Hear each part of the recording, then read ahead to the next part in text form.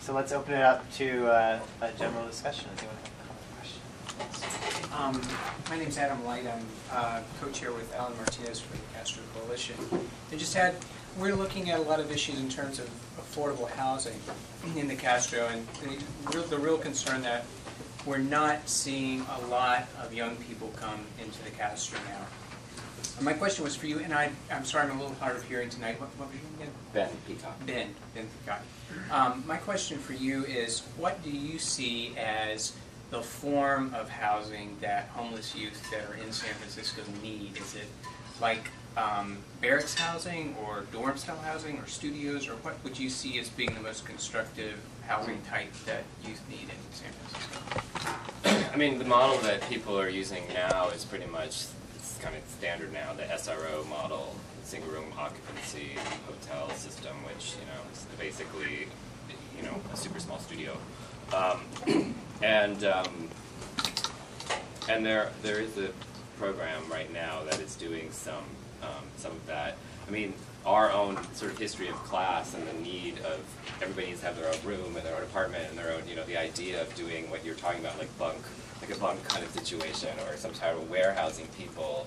I don't think, you know, while it would be nice, you know, historically, you were talking earlier about the way in which people talking about living in the Bowery, was that what you were saying? And that, you know, all the people living in a single room by themselves, and they were crowded and dank and horrible, and they're all going to commit suicide. You know, that there was a time at which that kind of living didn't produce a kind of moral censure. You know, that, i.e., you know, that was fine to live that way.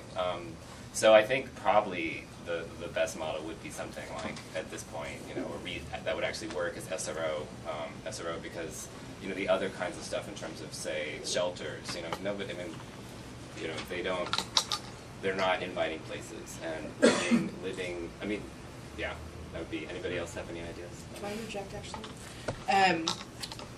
When I worked for Willie Brown and when I worked for Bevan Duffy, I worked on two issues as it relates to homeless youth. Number one, the transitional shelter where I believe it's Zephyr Real Estate is, at 17th, where Triangle Park is, and then also with Supervisor Duffy on the Paramount Housing with Larkin Street Youth Services. And I think if you want to build neighborhood support for a project like that, what you want to do, obviously, is talk to Supervisor Duffy's office, because they've been pretty successful with the Paramount project and actually getting folks in, making sure that it's they have all the right services along with what the housing should look like, and being able to transition folks out. I know Ben probably doesn't like that very much, but making it a successful program means having a person who wants the services and making sure that the services are there so that there's the right organics that are involved. But I think ultimately, you know, with respect to what the housing should look like, I think he's right. It's the SRO model, but you need to make sure you have all the right ingredients. So just wanted to throw that in. Other questions?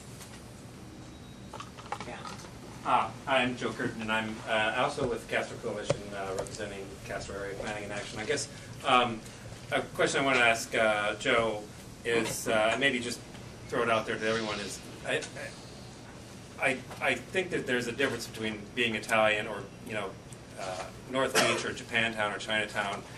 If all of those go away, you know, you can still go back to Italy or Japan or China. We are minority everywhere in the world. This is one of the only places where we can experience being in the majority. And I wonder if that's also an important factor in tourists coming to San Francisco, gay tourists specifically. And how important it is to preserve that, because, you know, as long as women and men in this culture are expected to act differently, I think that gay people and lesbians will be, you know, there'll be a difference between our experience in life and a straight person's experience. So, so I think that's really, you know, something that hasn't been talked about too much is the experience of being in a majority, of kind of having that kind of autonomy and creating our own, you know, social standards and mores and so forth, that away from the sort of glare of attention from straight people who may, you know, I think some straight people come to the Castro and they do support all of our goals, but then they get there and they realize they're in a minority all of a sudden, something they haven't experienced, and they don't. I think that they have a reaction to that they don't expect, and I think that's something that can be valuable for them. But I think that through the tourist agency is not able really to perhaps advance that idea. Well, it depends on how you look at it. Yeah. You know, I live in the Castro with my partner, so I'm a resident of the neighborhood, and was a visitor in the neighborhood before. And I can tell you, if you're a fourth-generation Italian living in North Beach, you don't move back to Italy. You're an American. You can't. No. But I want to say that if you're a minority group, no matter what kind of minority group you are, if you're African American and you're living in an African American community, it's not that different. If you're of a different minority group and living in a gay community. The issue is do we marginalize ourselves by forcing ourselves into isolated communities? Do we not become stronger as a community if we mainstream ourselves? And I just lived 15 years in Portland, where the gay community is very mainstream. They do not live in a ghetto, and I think they're stronger as a result of that.